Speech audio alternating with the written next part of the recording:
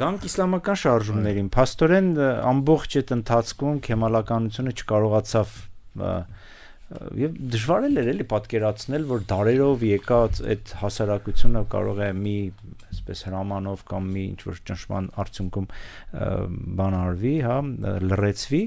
Ուզում եմ հասկանամ այդ սաղմերը, այդ փոքրիկ խմբերը, որոնցից հետո հսկայական ուժեղ կուսակցություններ ունեցանք, չգիտեմ, առաքինության կուսակցություն կար, չէ, հետո բարօրության կուսակցություն եւ վերջապես եկանք հասանք այս աշտարություն եւ զարգացում կուսակցությանը։ Ուզում եմ հասկանամ ով էին շիական բան էին սուֆիական օրդեններ էին ինչ էին որ ցնցին ձևավորվում արի ես նախորդ կներես հազար ներողություն որովհետեւ ի վերջո կրթության տեղը չունեին որ ասենք կրթական հաստատություն էին որի հիմքի վրա ձևավորվեցին հա տես եթե բանակի ու ժողովրդի մեջ այդպիսի տարբերություն չկար ապա քեմալական քաղաքական վերնախավի ու հասարակության լայն շերտերի մեջ անջրպետ կար քեմալականները դրանք էլիտիստական էլիտար բարձրագույն կրթություն ստացած երբեմն արտասահմանում կրթություն ստացած կերպարներ էին որոնք ժողովրդից տարբերվում էին անգամ հագուստով եւ օրինակ Ստամբուլը իր հասարակությամբ հագուստով այլ էր արևելյան տարբեր քաղաքներն ու գյուղերը այլ արվարձաններ էին ստեղծում այսպես կոչված այդ գեջեքոնդուներ այսինքն հյուղակներ փոքր եւ դառնում էին այսպես գետոյական տարածքներ էին որտեղ պահպանողականությունը մնում էր ու Ստամբուլը մեծանալով փաստորեն այդ գյուղերից եկած ժողովուրդը Ստամբուլի մշակութային կերպարն է փոխեց ոչ թե ինքը եկավ ձուլվեց դարձավ քաղաքացի այլ եկավ մնաց անկախ եւ մի պահ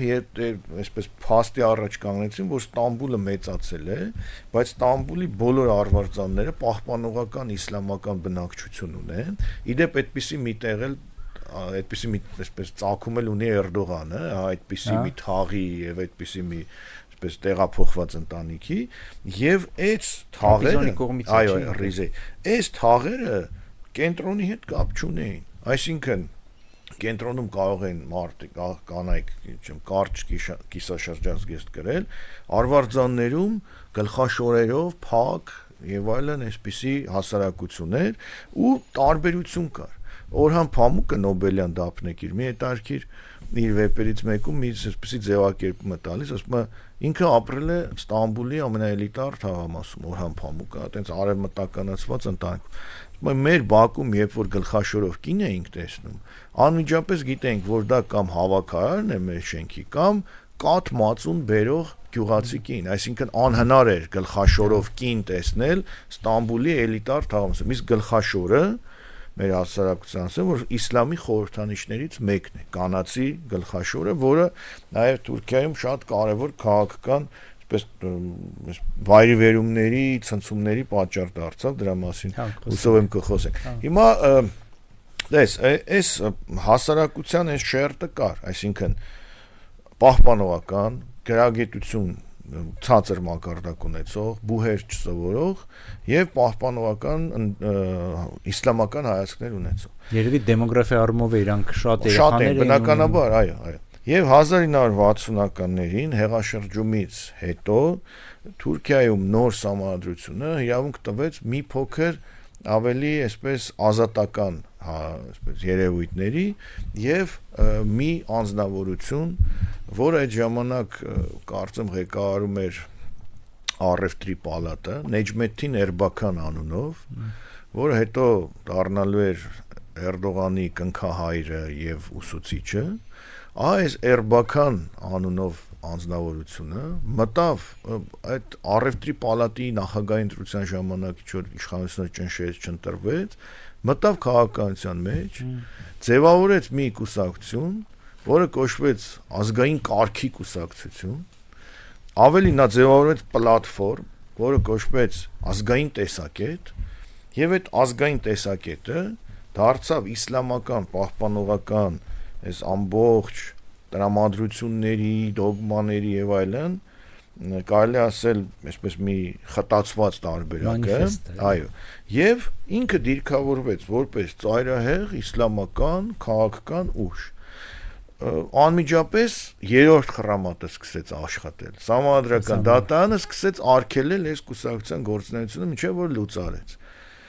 Էրբականին արգելեցին զբաղվել քաղաքականությամբ։ Նա արդեն սկսեց ձեռք բերել քաղաքական հալածյալի կերպար։ Դրանից հետո ու սկսեց ասել, որ 60 թվականի հեղաշրջման ժամանակ կախեցին Մենդելեսին, որը պայքարում էր իսլամի համար, նա մարտիրոս է, քաղաքական եւ այլն։ Հետո էլի բացեց այլ կուսակցություն, քաղաքական պլատֆորմը ազգային տեսակ, անդադ կուսակցություններ էր ծանում։ Հաջորդը ազգային փրկության կուսակցություն, հետո ուրեմն բարօրության կուսակցություն, հետո չեմ առաքինության կուսակցություն, հետո երջանկության կուսակցություն, անդադ անուններով, ընդ որում անունները բոլորն էլ ունեին իսլամական ինչ որ ենթատեքստեր։ Եվ ի վերջո ընտրություններում նա կարողացավ խորհրդարան մտնել։ Մանավանդ այդ ժամանակ, երբ որ արդեն Թուրքիան արևմուտքի հետ համագործակցում էր, որոշ իրավունքներ, մարդու իրավունքներ, քաղաքական ազատություններ եւ այլն չէին կարող լիովին չթողնել այս ուժերին, եւ այս ուժերը արդեն սկսում էին ընտրությունների ժամանակ հասարակության որոշակի շերտերում աջակցություն ստանալ։ Այսինքն մարդիկ գնում էին եւ քվեարկում էին այս ուժի օգտին։ Եվ սրա կուլմինացիան կարող եմ ասել եղավ 90-ական, այսինքն փաստ էր, որ 1970-ականներին արդեն Թուրքիայում կար քաղաքական իսլամի այսպես բլոկ, որը ընդգծված իրեն դիրքավորում էր քեմալիզմի ու աշխարհիկության դեմ, ասելով, որ սիրելի հասարակություն, այս ինչ որ քեմալիզմը, այս աշխարհիկությունը մեզ պարտադրում է, դա մեր ազգային կերպին խորթ է։ Եվ այստեղ նաև առաջ եկավ այդ սինթեզը, թուրքը նաև մուսուլման է, թուրքը չի կարող մուսուլման չլինել, իսլամն ու թուրքականությունը դրանք մեկ միասնություն են եւ այլն։ Հեղաշրջում հերթական, էլի արգելել, էլի եւ այլն, եւ 80 թվականից հետո բանակը անգամ հասկացավ, որ իսլամը չի կարողանում ուժով լրացնել, որոշեց վերահսկել։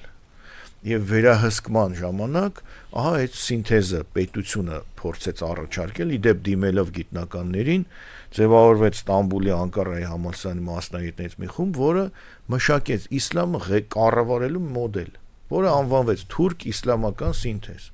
որ սկսեցին քարոզել, որ պետությունը նաև կրթական օջախների միջոցով, որ թուրք լինելը, քեմալին հավատարիմ լինելը չի նշանակում աթեիստ լինել։ Դու կարող ես լինել մուսուլման, բայց կարող ես լինել քեմալական։ Իրար մի հակադրվեք, եւ այս մեղմ անցումը ապահովեց այդ ժամանակվա Թուրքիայի վարչապետ Թուրգուտ Օզալը, որը ոչ թե կոշտ գնաց բախման, այլ փափուկ ուժի միջոցով իսլամը կարողացավ բերել քաղաքական ավելի լավ հանգրվան։ Եվ ի կուլմինացիան ես կարծում կամ կուլմինացիայի սկիզբը 90-ականներն են, սկիզբը 1990-ականների, երբ այս կարծր քաղաքական իսլամի կողմնակից Նեջմեդդին Էրբականը իր ղեկավարած հերթական փակումից հետո բացված բարօրություն կուսակցությամբ, որի անդամ էր այն ժամանակ երիտասարդ մի մարդ, որի անունն է Ռեջեփ Թայիփ Էրդողան, կարողացավ խորհրդարանական ընտրություններում առաջին տեղը գրավել, բայց ոչ միանձնյա ձևավորել կառավարություն։ Հետո ձևավորված կառավարությունը փլուզվեց եւ նրան առաջարկեցին կոալիցիա կազմել, որտեղ այլընտրանք չկար։ Իսկ այդ ժամանակվա Թուրքիան այսպիսի Թուրքիա էր, անընդհատ ընտրություններ, անընդհատ ճգնաժամ, որևէ ուժ միանձնյա չէր կարողանում հաղթել, կոալիցիաներ, որոնք 6 ամիս էին տևում, փլուզվում էին։ Թուրքիայում կառավարությունը փլուզվում էր ամեն տարի, այսինքն կին վարչապետ էլ կին վարչապետ կար եւ այլն, այսինքն հենց այդ կին վարչապետի ժամանակ այս իսլամամետ Էրբականը դարձավ փոխվարչապետ, այսինքն տաբուն կոտրեց, որ Թուրքիայում Քեմալի ստեղծած Թուրքիայում իսլամամետ գործիչը կարող է լինել փոխվարչապետ եւ հաջորդ անգամ դարձավ վարչապետ, այսինքն 96 թվականին Թուրքիայում ղեկավարը վարչապետից Թուրքիան խորհրդարանական երկիր էր, դարձավ Նեջմեդդին Էրբականը, որ ընդգծված իսլամամետ պահպանողական գործիչ էր եւ 97 թվականի հեղաշրջումը նրա դեմ էր, բայց արդեն այսպես կարող եմ ասել, ջինը դուրս էր եկել շշից, այսինքն քաղաքական իսլամական ջինը այդ շշից դուրս էր եկել եւ իրենք նաեւ Էրբականը ստեղծել էր, կարելի ասել երիտասարդ գործիչների մի որոշակի շերտ, որոնք ինչպիսի մարդիկ են։ Ի տարբերություն քեմալական աշխարհիկների, ոչ թե հասարակությունից կտրված, ինչ որ Օքսֆորդում սովորած, այլ Էրդողանի տիպի կերպարներ։ Հենց Էրդողանը մեկն էր Այն նրանցից։ ձևի մարդ